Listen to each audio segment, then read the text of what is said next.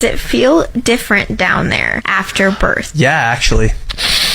I feel like it goes back, but it doesn't go back to exactly how it was we before. talked about this. Does giving birth cause permanent changes to the vagina? First thing to know is that most of the changes to the vagina are temporary. Of course, there's no going back from squeezing a watermelon out from that pretty narrow channel without some permanent changes. But most women won't really notice the difference, and most partners won't either. But the difference can accumulate the more vaginal births you have. So here's what changes to the vagina that you can actually expect. Firstly, some laxity of the vaginal muscles. Now, hormonal changes of pregnancy encourage extra stretchiness of the muscles, ligaments and the tissues to facilitate birth.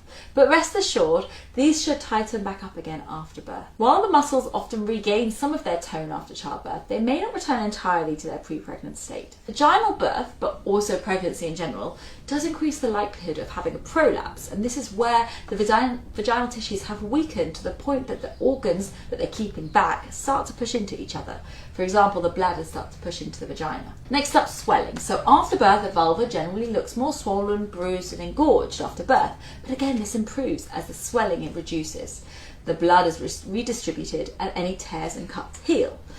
In many vaginal births, women may experience some tearing of the perineum, or they may have a cut called an episiotomy. Sometimes the healing process from these tears or the episiotomy can lead to scar tissue formation. It's usually invisible to the naked eye, so it's not like you can see a scar because it's a hair-bearing area.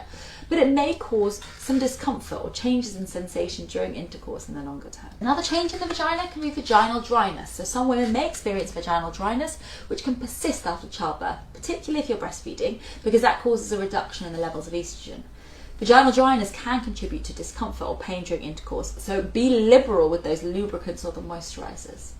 It's important to note the extent of these changes will vary widely, so not all women will experience the same after a vaginal childbirth. But don't forget your pelvic floor exercises. They can help a lot of these changes, but if you're experiencing ongoing issues, don't be embarrassed to speak to your doctor.